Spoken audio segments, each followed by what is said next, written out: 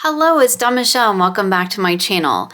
Today we're going to talk all about the decks I worked with all throughout the month of April 2023. We're going to talk about my tarot practice, how I use them, and just in general what I got up to working with my decks throughout the whole of the month. So this month was actually really special because I created a whole adventure for my members, like a tarot story-based adventure, and it was called the Weaver's Fair.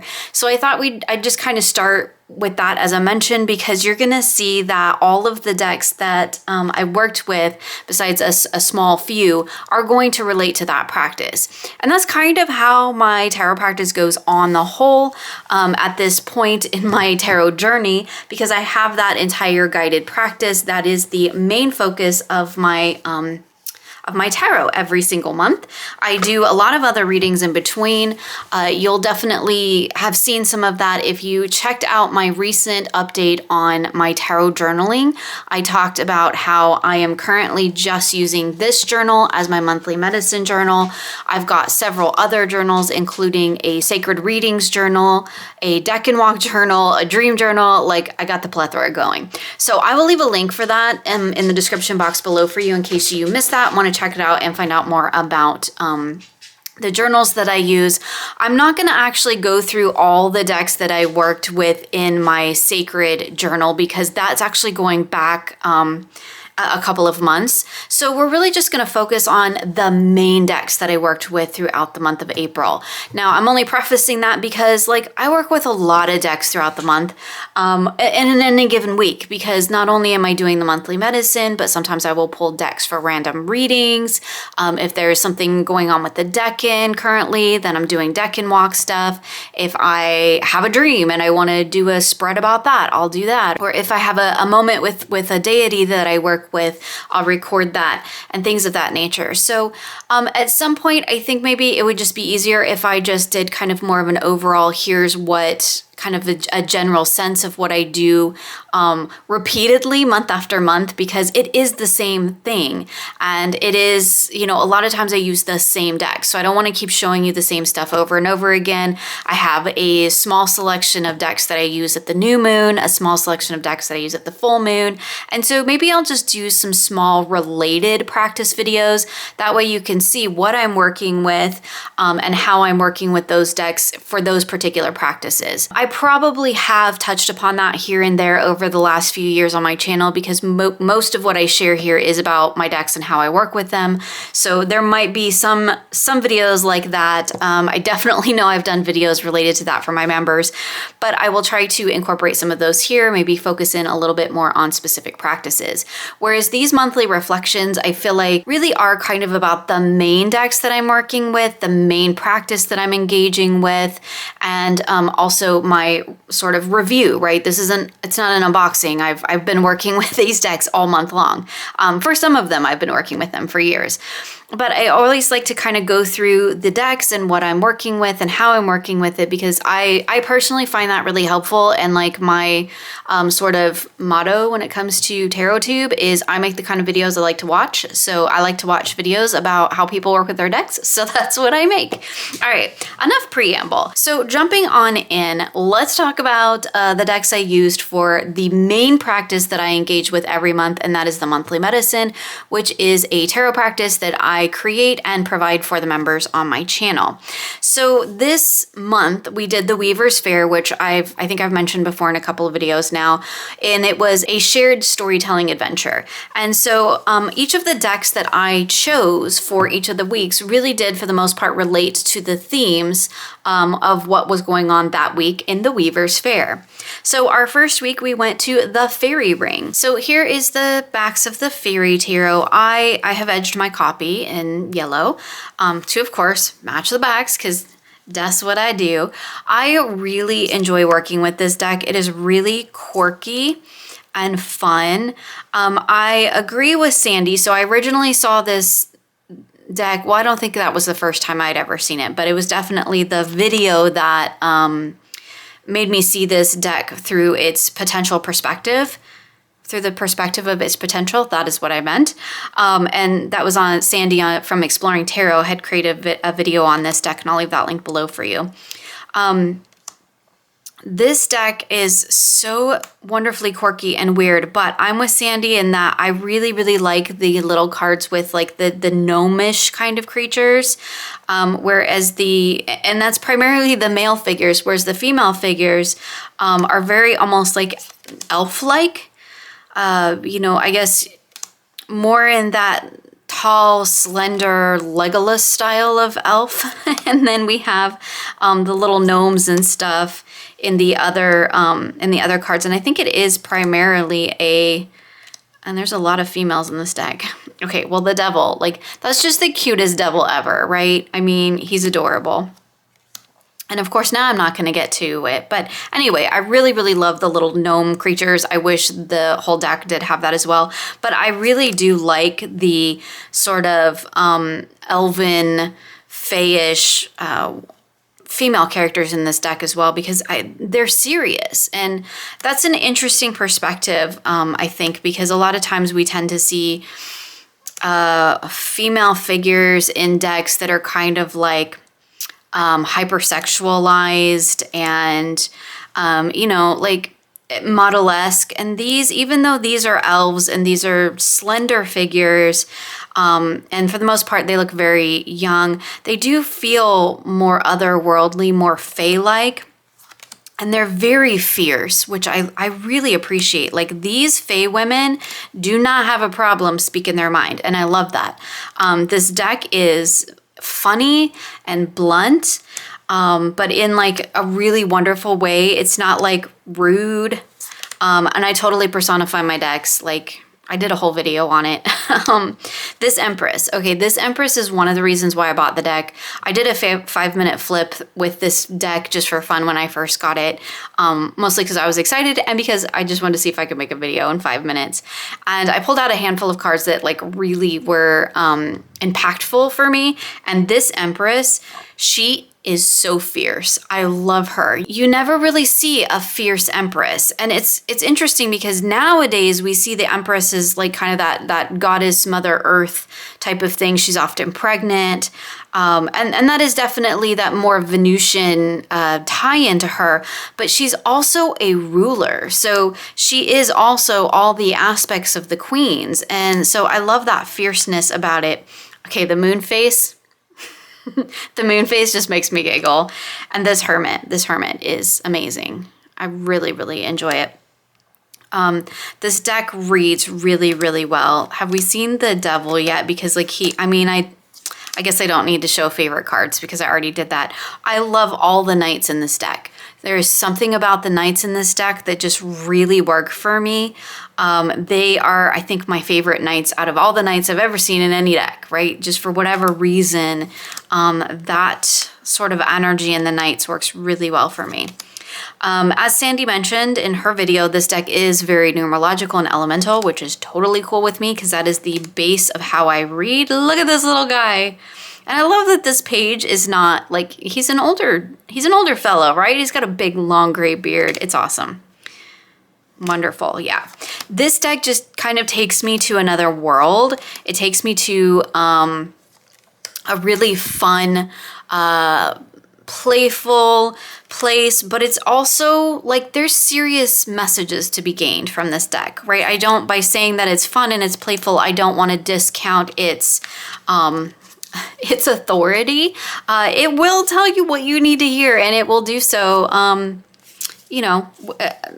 little bit unapologetically. So I ended up using the Fairy Tarot all throughout that first week, for sure, of the Weavers when we were in the fairy ring, but I also did just pull it here and there throughout the month, as I tend to do with all of my monthly medicine decks, because they all sit out readily available and easy for me to grab and play with.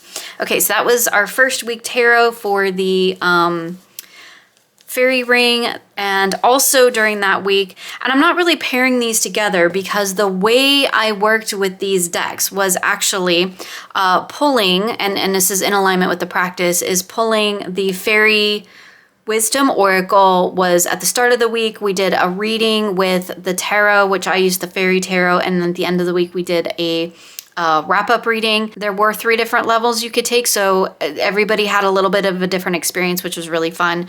Most of the time I did the shorter experience because I've already done this once, because every monthly medicine that I create, I run through the whole thing just to make sure that it works. So I'm always kind of simultaneously doing 2. I'm doing the one that I'm working on for the next month, and then I'm also sort of redoing the current month along with my members. Anyway, here's the backs of the Fairy Wisdom. I have edged mine in gray. This is a beautiful deck with artwork by Amy Brown, and the guidebook is really fantastic. I didn't grab it, but it's really fantastic, and it is written by her mother, which just kind of sold me on the deck.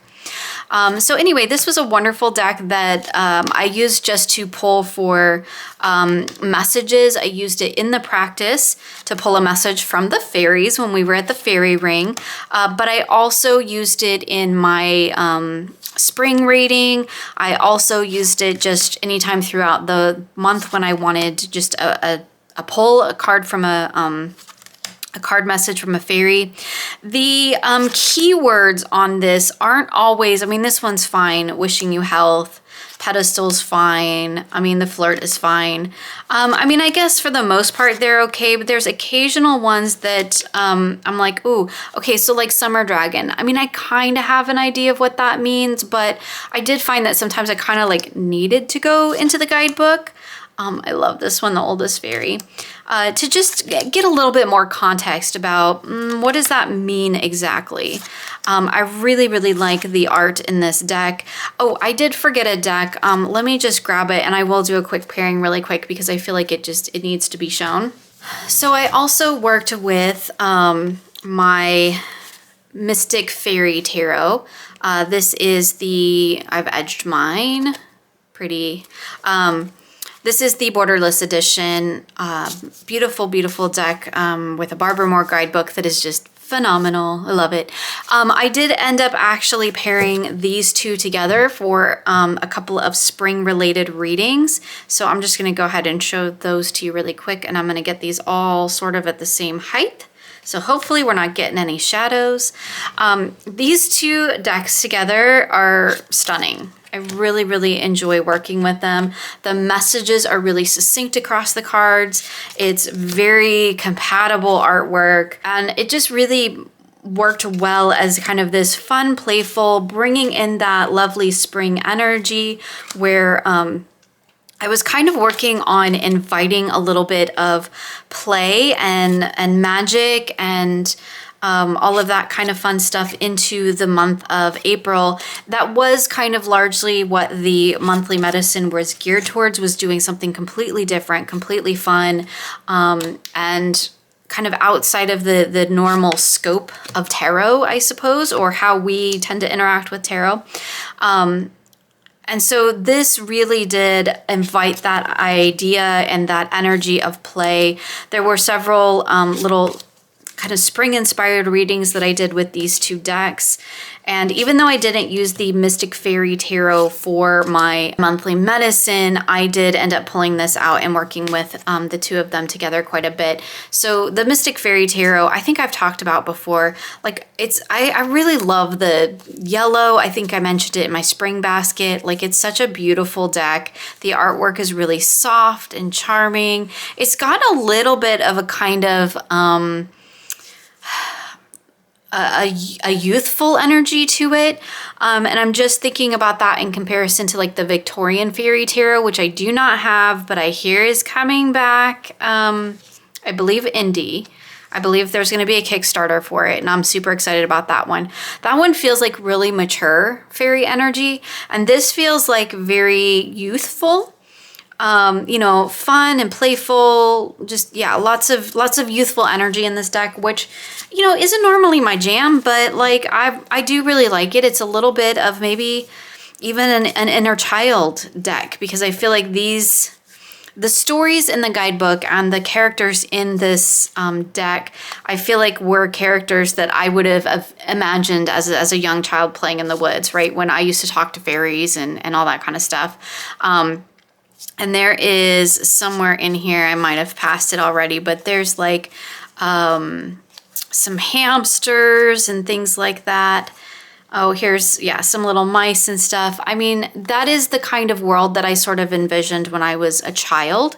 So in a sense, this is maybe a little bit of an inner child deck for me. And I had a lot of fun playing with it.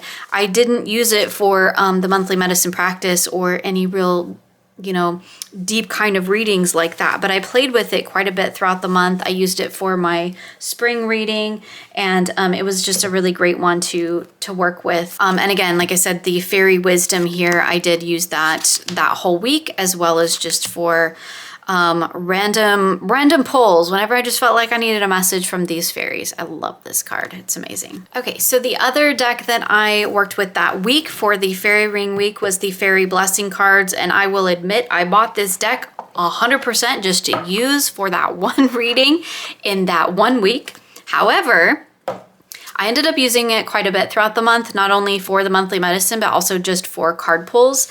I do really enjoy the artwork. Again, I'm pretty sure this is Amy Brown artwork. I like the messages on the front of the card because, again, a lot of times you can just pull a card like this, get a message, and, you know, like a blessing on the heart's calling. I kind of played with this in the same way that I do my Blessed Be, where I was pulling this for just a message, and then I would pull some of my other fairy decks. Believe it or not, it actually pairs fairly well with the fairy tarot, the fun little one that I just showed you a minute ago. Like aesthetically, it's not like the best match ever, but they actually play really well together. This, however, this font down here, because like I'm getting older and I can't always read it. Sometimes it's a little bit difficult, but I think the artwork is beautiful. I really like the context of the blessings within this deck. It just has a lovely sort of overall kind of fae magic, again, sort of tapping into the realm of other that I think that this deck really accesses really well. I will say that this is it's not a new deck, but I think this is one of the newest prints of Blue Angel cardstock, and it is, while it feels the same on the outside, it is quite a bit thinner than their previous cardstock. So it's kind of flimsy. Before we move on, I'll just show you. It does shuffle, like I can riffle shuffle it. It riffle shuffles really well.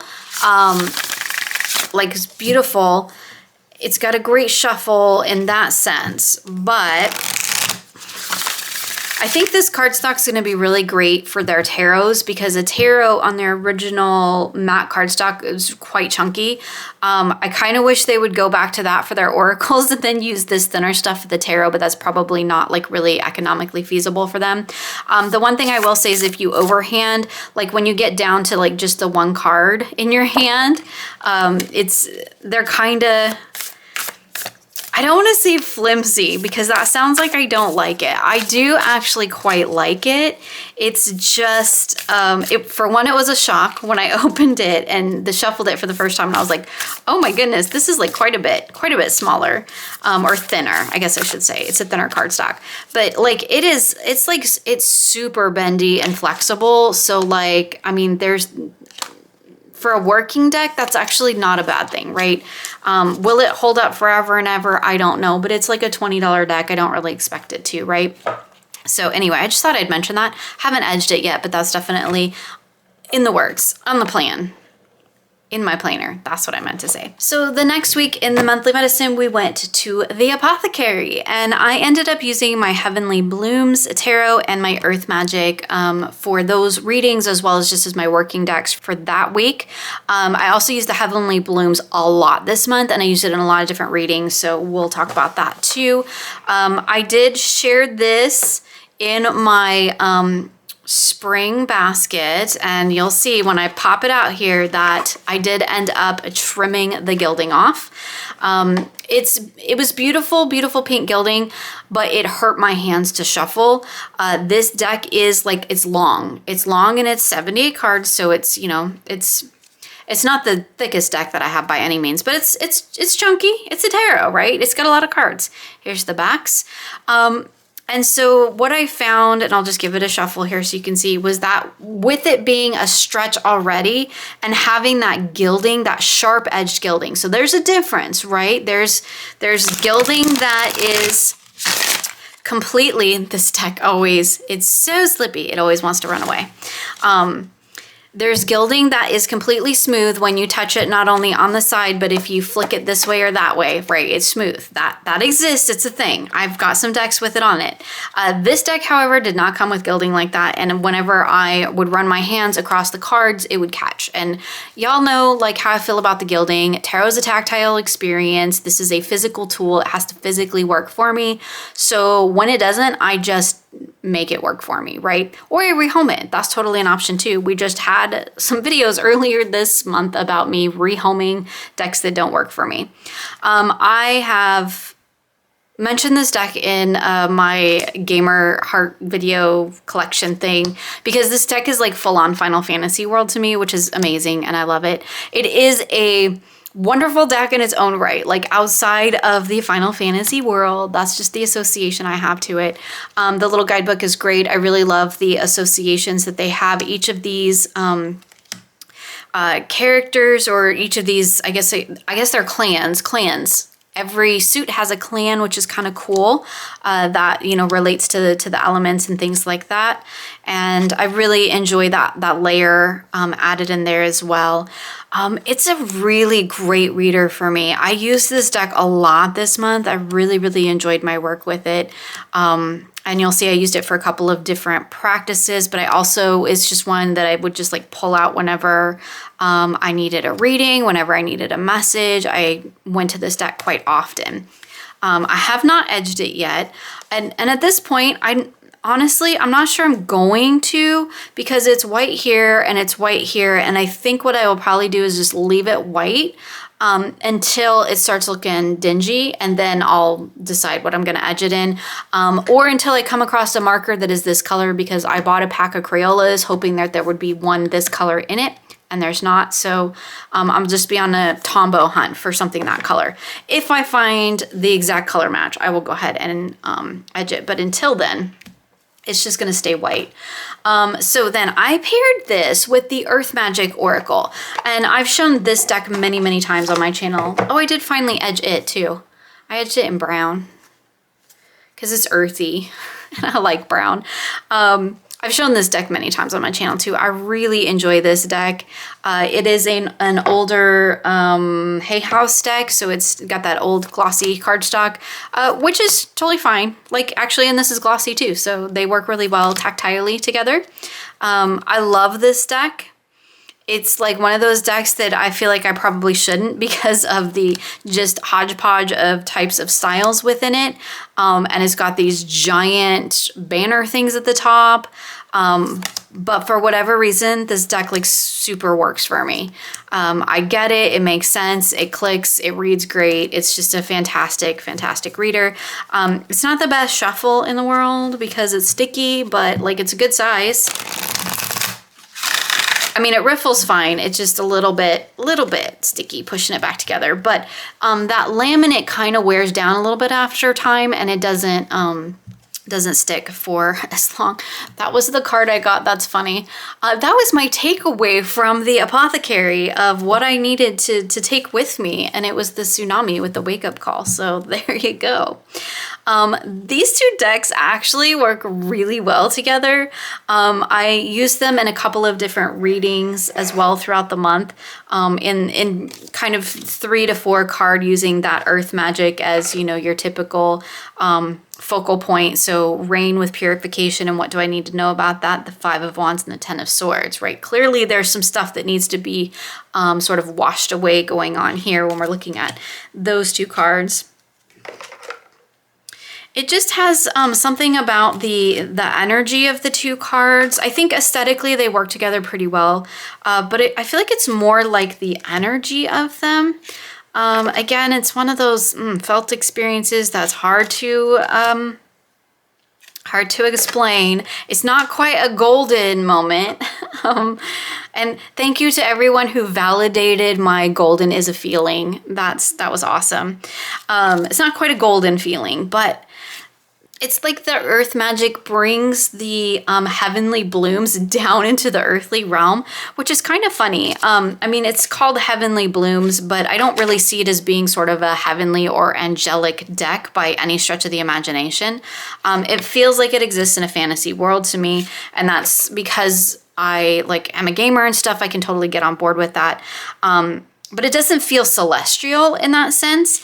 What it does, I think what this pairing does for me is kind of take that fantasy world and bring it into the reality, which is kind of funny because Marlena had done a video talking about her fantasy and reality reading. Then I realized as I was kind of gathering my stuff together and looking at, the decks that I've been working with, that's kind of in a way how I was using this deck of this is the fantasy and this is the reality, and it totally works as well, but totally not my idea. Apparently I just snagged that from Marlena.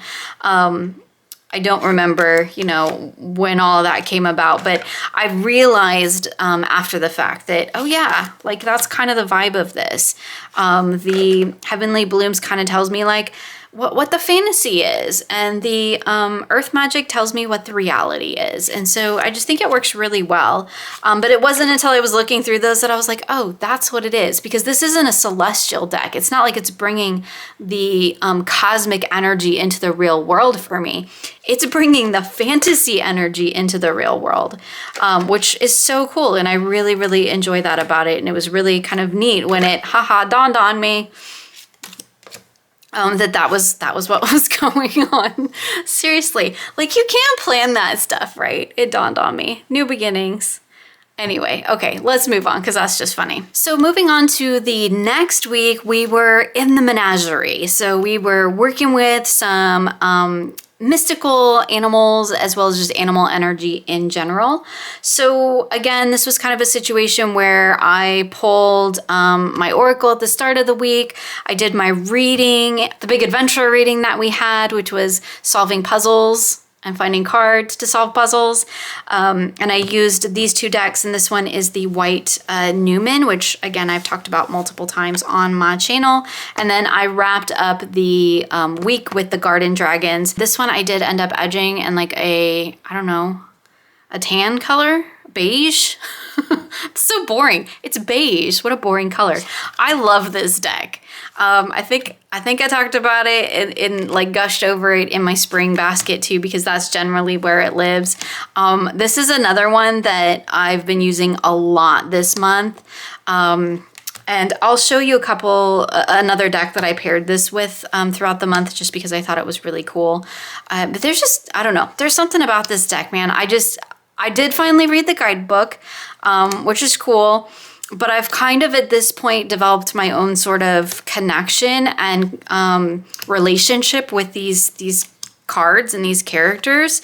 And I don't know, they just exist in this sort of fun, again, fantasy sort of world where I think I mentioned in some video or another how this deck to me is it kind of is an amalgamation of every video game I've ever played, which is just super cool. And I really, really love it. It's a really great reader too. It's not always just about it's pretty and it's cool, right? And I feel like it has this really unique, interesting energy to it. And I really enjoy working with it, but it reads really well too. This is a really straight up reader for me, which is great. I really don't struggle with the messages. I kind of got an idea of what it's trying to tell me, and that's just fantastic. So the main deck that I paired with it for the week of being in the menagerie was with the Animal Apothecary. And this was a fun one to pair with it. I don't know that it it didn't blow me away as much as the other pairing that I want to show you, which is something I played with. But this is the one that I used for my readings. Here's the backs. Those totally go, right? It did work really well. The thing I like about this deck is that it kind of has some interesting keywords or key phrases. The art is really interesting too, but it has different. It's not your typical oracle, right? And it doesn't have your typical oracle illustrations or your typical oracle messages, which I really like. And it's a cool deck to work with. I did enjoy it quite a bit with the White Newman. I do think for the most part they read really well together. It kind of, again, gives you a really succinct focal point. You are what you think between the Ten of Pentacles and the Six of Wands. Well, you think you're pretty cool. And yep, you are, right? It did, I don't know, just something about the way that they read together worked really well. And I don't know, I enjoyed the messages from them. It was funny because I pulled this for just an animal, and I was thinking like it'd be really cool if I got like this, you know, a sort of fantasy animal or like a fantastical animal, and then I pulled the Phoenix, which was really neat. But yeah, I feel like the Animal Apothecary is like really direct, right? And the White Newman is also quite direct. That's the card I pulled. But I feel like these two decks together, they're just like, it's just like, bam, there it is. Let go, bury it with the Hermit and the King of Cups, right? Move on, let it go. It's done. It's over. Let's get on with our lives.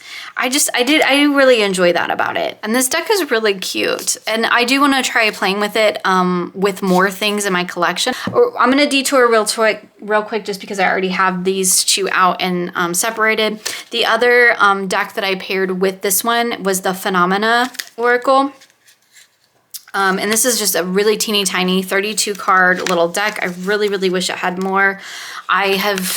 I've been on a hunt for the Amethyst Oracle by this creator too, and it is out of print and ridiculously priced and hard to find. If anybody has one you're interested in selling, let me know. This deck is a whole thing. It's a whole mood. And most of the time it is like super, super blunt. And I wouldn't call it super positive either. So it's really quite an interesting pairing.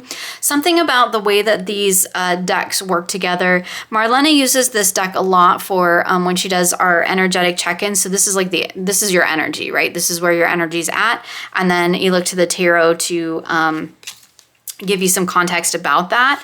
And these two decks work really well for this practice. I have been using the Phenomena with the Spacious Tarot, which is a great pairing as well. But I really enjoyed these two. I gave them a try this month as I was kind of, whenever I felt like I needed that energy check-in. This one came up for me a couple times.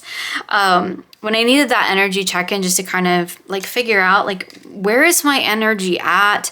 Maybe I'm a little volatile right now. Where do I need to kind of direct it or rein it back in, or like how can I make best use of it?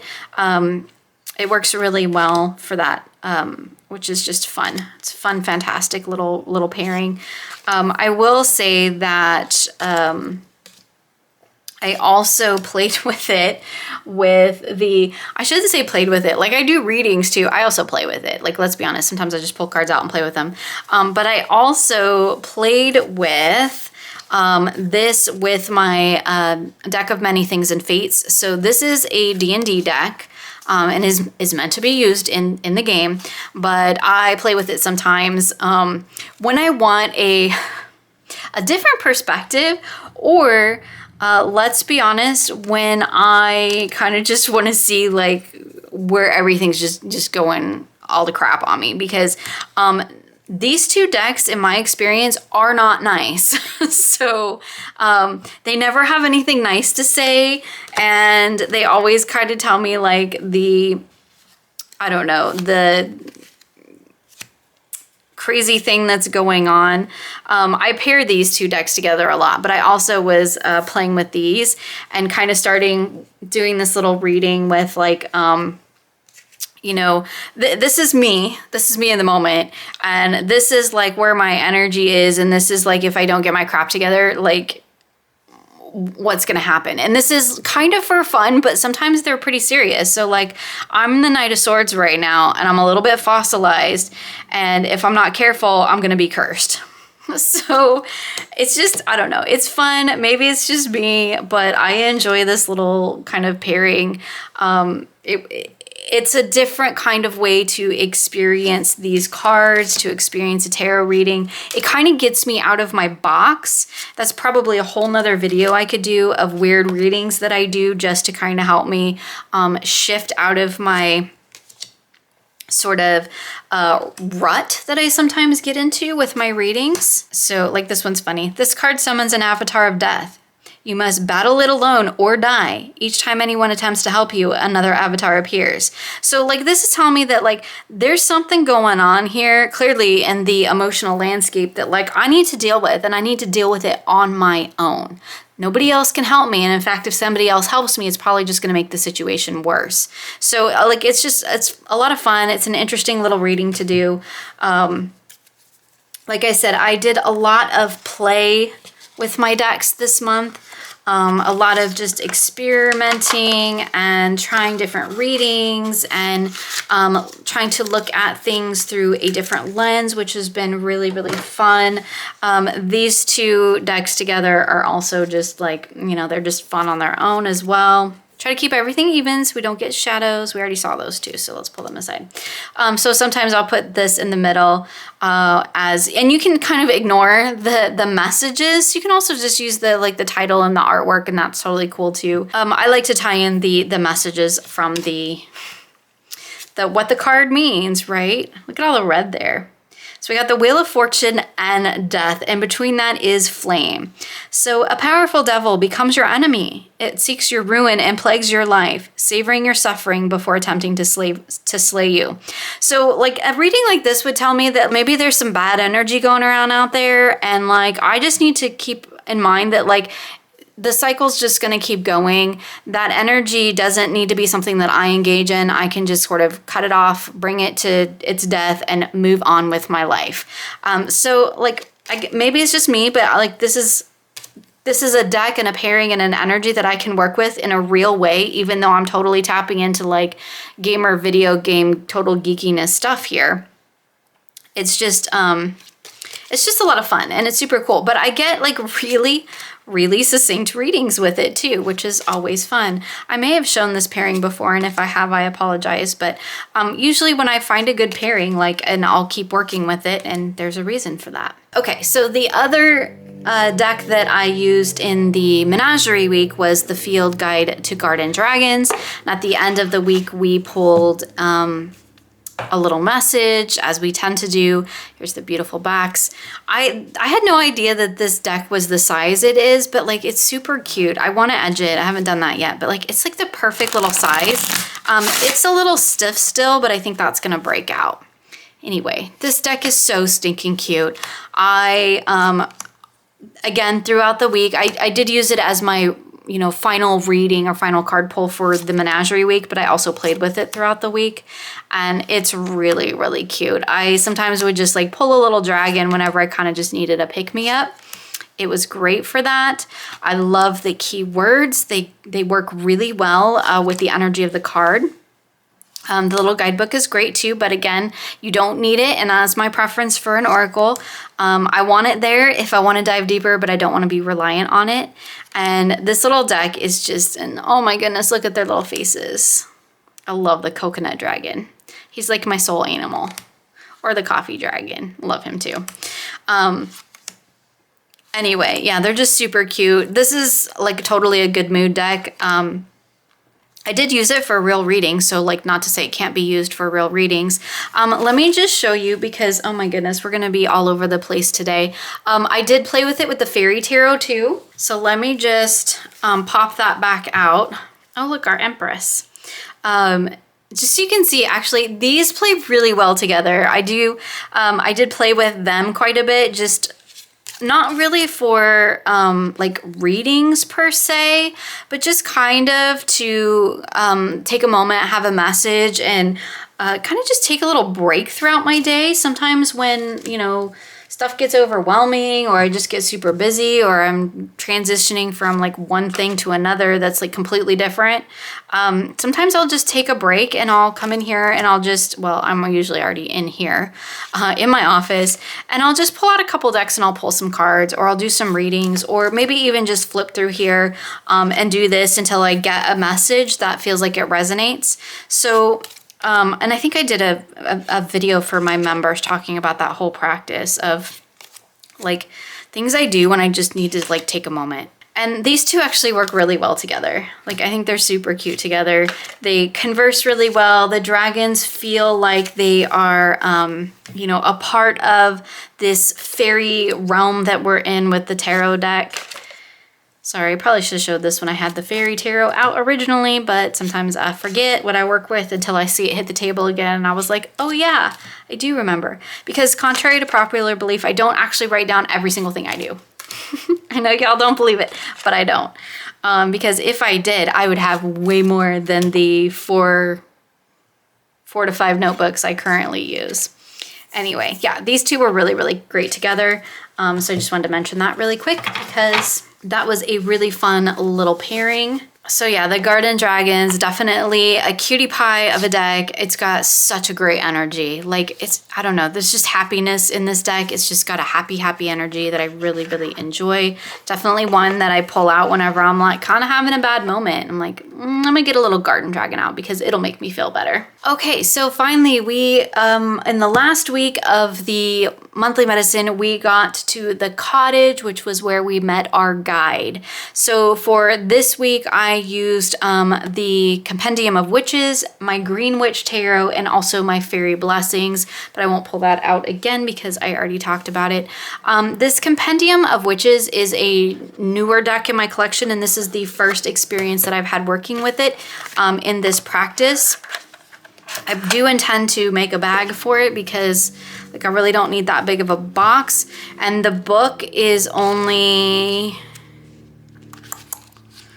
45 pages long of the English section. So like that's a lot of wasted paper and space. So I might actually just deconstruct this deck and take out this part and just rebind it myself. We'll see.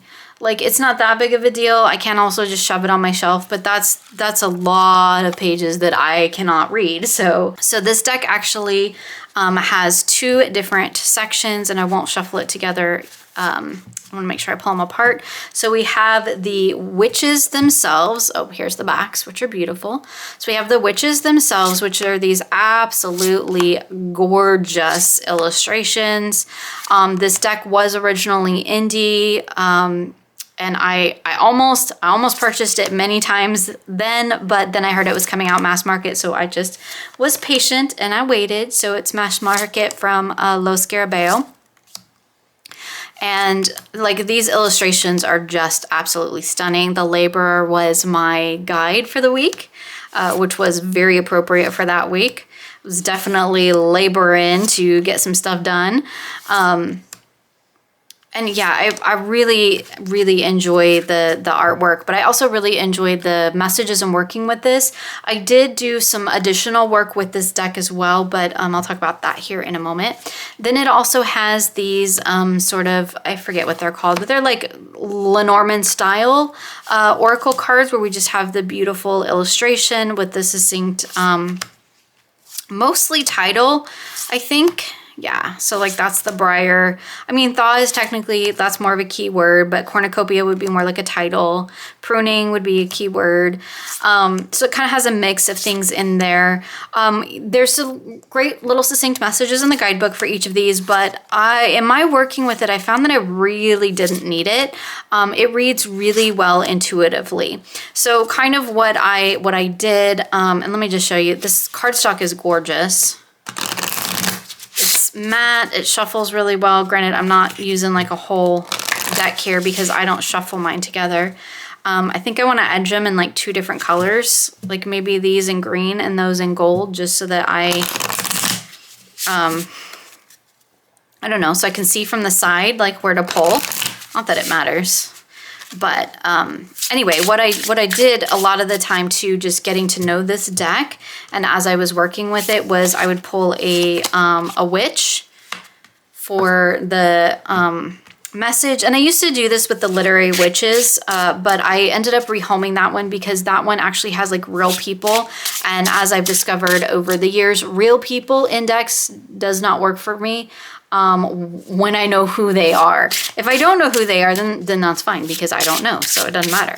But when I know who they are, like that's too into the like outside world, and it's hard for me because I use cards for personal growth and reflection and things like that. It's hard for me to make a connection to somebody else's life story, if that makes sense. So I like this better. This format works better, but I'm using it in pretty much the same way, where I've got my guide up here, my witch that's going to be guiding this reading for me. So we've got the oracle, and then usually I will pull like 3 cards for the message from the oracle. Occasionally, I also did a variation on that, where, let me just pull another one just so we get the opportunity to see more cards, where I would pull one of the witches. So here we got the Hermit, and I would pull 2 oracle on either side for what I'm leaving and what I'm coming into. And then I would pull my Green Witch Tarot, which needs no introduction on my channel. I would pull my 3, turn them around in my hand, my 3 cards down at the bottom for my context for that. So like this is telling me I am walking with the Hermit here. This is maybe the archetypal energy or the guide that's guiding me at the moment. And I'm going to be needing to prune some stuff so that I can create some better roots maybe. And then down here would be the context of, you know, what's that in regards to, right? So where in my life do I need to actually apply this information? So I found that to be really helpful. I did that quite a bit throughout the month. Do I need to show the Green Witch? I mean, we can show the Green Witch because I love the Green Witch. It's one of my favorite decks. You know, that whole if I could only have 10 thing, this would be one of them. But this deck actually works really well with the whole witches, compendium of witches, oracle. Is it the new? You can do it this way too. This is fun. The newer witchy deck by Llewellyn, is that the one that has the artwork by this artist? I think maybe it is. That one is on my radar to get, but there is a misprint, and so I'm kind of waiting to see how that all plays out. But anyway, these decks together are really beautiful. It would probably be better to do this if we're gonna let's play the aesthetic game so we can have a focal point, or let's do it this way. Let's move all the decks around. Let's just, you know, DIY on the fly. Here we go. Okay, they all wanna slide around. So we can have our Stargazer as our guide, and our Moon as our message, and our 3 of Athmes as maybe the context for that message or where we need to apply it in our life. That's pretty fun. I kind of like that, just making up stuff as I go. We have the Scholar with the Mirror and the Holly King. Might have to explore this a little bit more. I kind of like this little setup. The Healer with the Pomegranate and the Sending Stone. Sorry, D&D reference. Standing Stone, not a sending stone. The Veil Walker with the Briar and the 8 of Chalices. I mean, I really do, in a general sense, like more cards is better when you're trying to kind of suss out some information. But like this is really beautiful just to get a really quick 3-card reading of kind of like, you know, maybe what do I need to guide me right now? What do I need to, what energy do I need to tap into, and where can I apply that in my life? I think that can be a really great, just quick, succinct message. I pull cards all the time. Like, all day long, every day, I'm pulling cards. Okay, not quite all day long, but I pull cards multiple times throughout a day, in addition to whatever like bigger, longer practices that I'm engaged with, and then working through. So something like this is really great for just a kind of quick, I need a message for a moment. Maybe I need a little bit of guidance and I need to know where to apply it. I think this is really quite a cool combo for that. But again, probably my favorite that I've been playing with is the, you know, kind of what I need to release, what I need to embrace, who my guide is at the moment, and then getting that context through the Green Witch Tarot. This has been a really fantastic practice, and these, of course, are all favorite deck in my collection, and this one is definitely working its way up there into that top list. Okay, so that brings us to a couple of other decks and readings that I worked with throughout the month, sort of beyond the monthly medicine. I did a whole video on this manifestation reading spread that I was working on. So I'll definitely leave that linked for you in the description box below if you want to see how this actually worked. Now I kind of just want to talk about the decks and how I found working with them. Obviously I already talked about the Heavenly Bloom, but I did use it in conjunction with this particular reading. Let's start with the Magdalene Manifestation cards. So this deck was sent to me for review, like, you know, full transparency and all that good stuff. But for the most part, like, I like to work with decks that are sent to me before I talk about them most of the time. So I opened it with my members as I do. And, you know, we flipped through the cards and I was like, I don't know what's going on in this deck. I got to sit with it and figure it out. So I sat and I read the book. I don't know why I have a sticky there, but mostly what I found with this, and my kind of first question was, what the heck is a Magdalene code?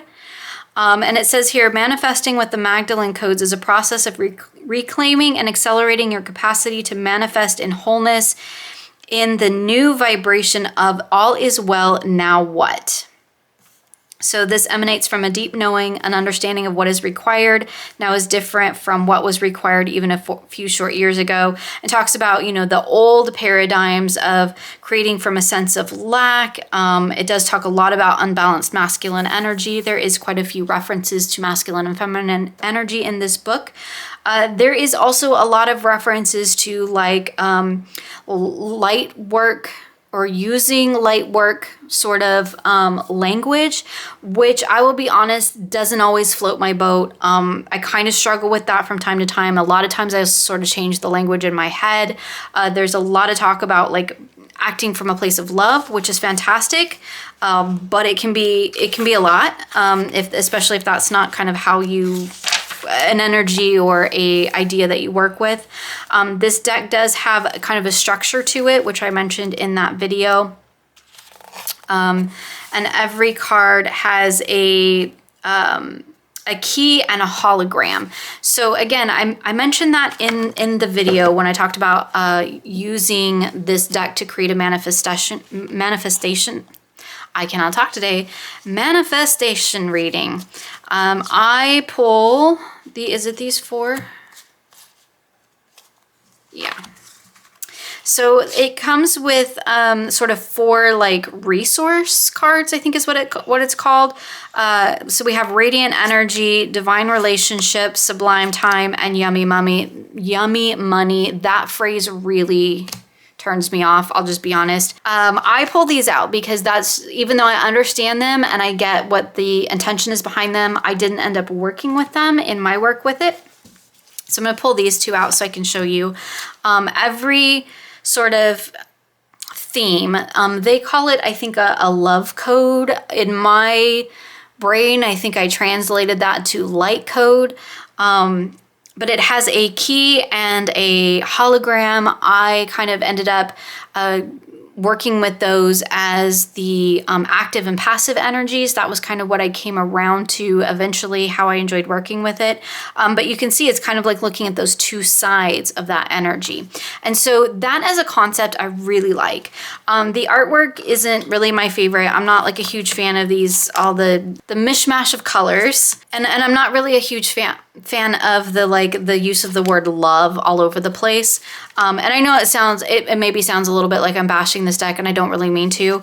That's definitely not my intention. I do actually really like this deck. I really enjoy the structure. I'm just being very honest in some of the things that kind of tripped me up about it.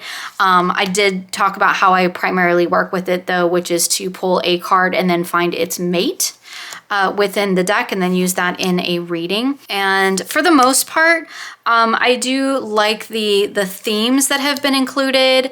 And it is definitely geared toward manifestation. So just so that you're aware, it's a large deck. I feel like it's kind of like almost postcard size. So it's a little bit difficult for me to shuffle. It's glossy, but it's quite flexible. So it does actually side riffle decently, which is nice. Like if I can't riffle it the other way, which I don't think I can. Yeah, that's like, that's a really big stretch. I mean, I can, but it's clumping a lot with me doing that. So this is one of those decks that I just side shuffle. And honestly, like, I think they intend for you to like fan them out on a table and pick cards. And there was talk about using your non-dominant hand versus your dominant hand and things like that. But I've kind of developed my own way of working with this deck, as I sometimes do. But I do want to say that I did really enjoy creating that reading around it.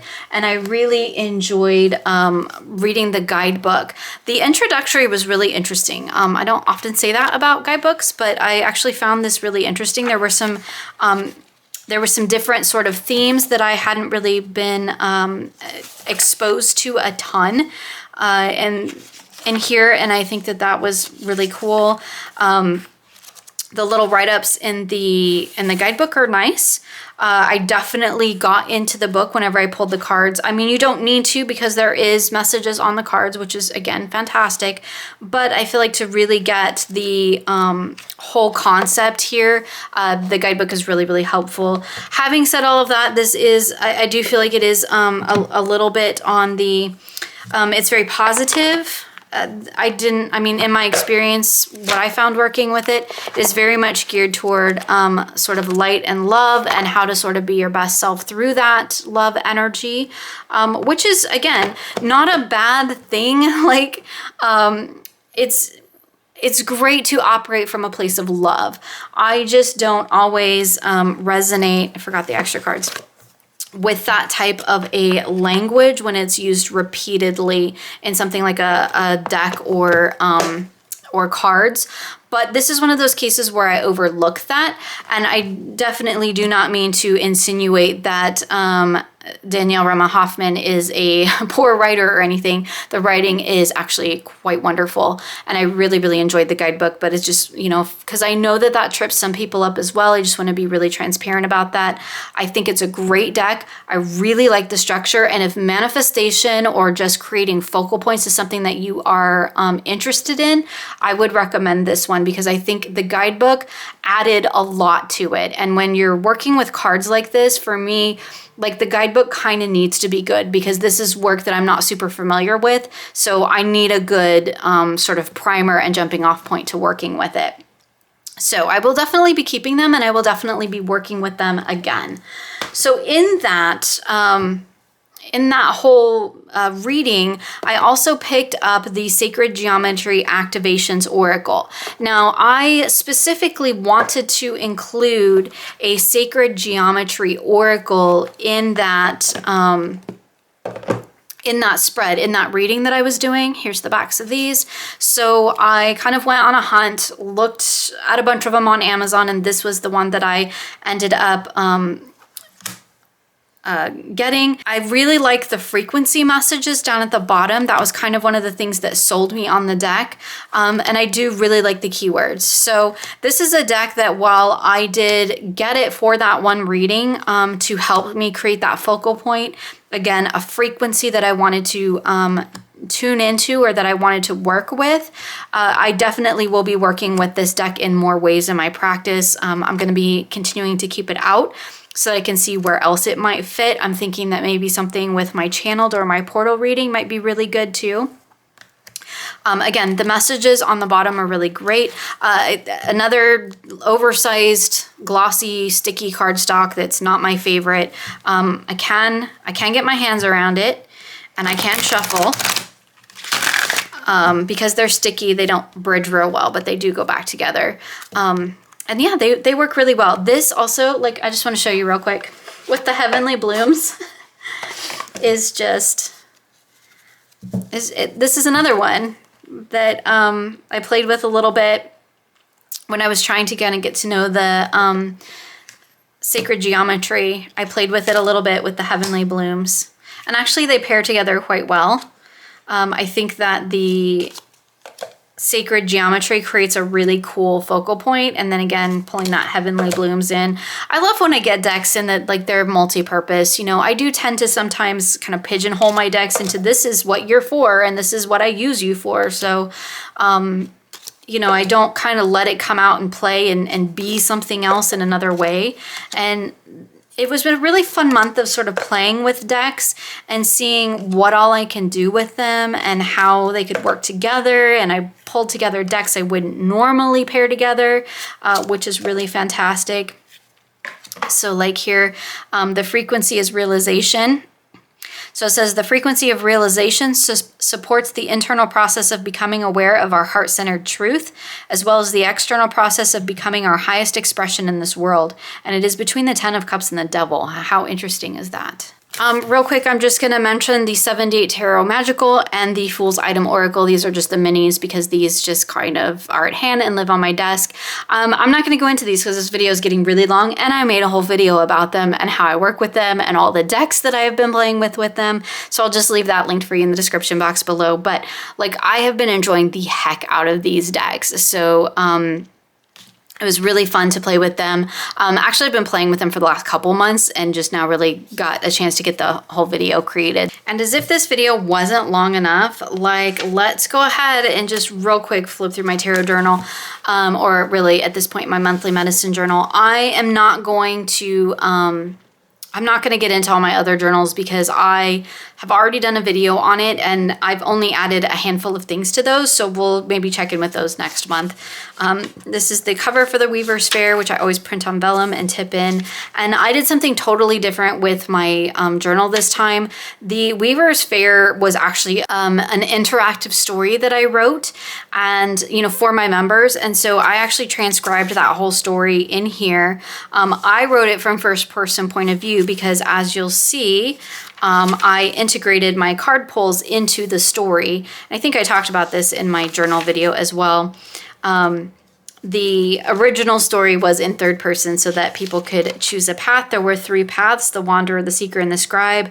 Depending on which path you chose, depended on how I don't want to say difficult, but how complex the reading was. So if you didn't have a lot of time, Wanderer was the way to go. Seeker was kind of that middle level, and Scribe was like if you really wanted to dive into the prompts and the practice for the week. I went back and forth depending on how much time we had.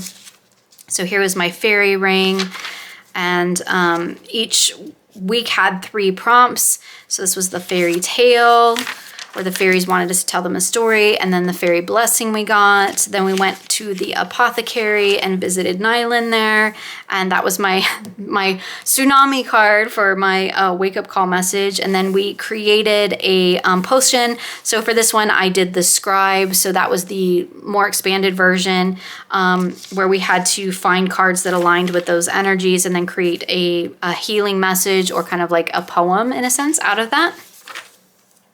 And then here was my bottle of boon from the apothecary as we left. Then we went into the menagerie where we met some fantastical creatures, and mine was the phoenix. Then we had the pillars and puzzles. Now I just did the basics, the Wanderer, the quicker one for this because I had already solved the puzzle when I wrote it. So I had to choose the other one, but that was fine. And then there's the garden dragon. I pulled the pineapple dragon. And then the final week we were in the cottage where we met our guide. And my guide, as I mentioned, was the laborer. And then our guide told us a story. And again, I chose the Scribe where she told us a story about the past, the present, and the future, where we've you know, sort of been, what blessings, what we've learned, things like that.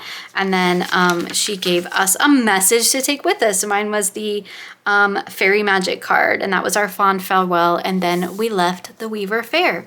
So that was a lot of fun to do that throughout the month with my weavers. It was a lot of work to write and to put together, but it was totally worth it in the end. So that is the decks that I worked with, or the main decks, I should say, that I worked with throughout the month of April. Moving into May, we are doing fairy tales for the monthly medicine, which I'm super excited about because I'm going to be getting out all my fairy tale and fae decks and playing with those. So I'm definitely looking forward to getting started on that. As always, you'll find links for everything I've shared here in the description box below. Thank you so much for hanging out with me today. I hope that you had a wonderful April, and I wish you many blessings moving into May.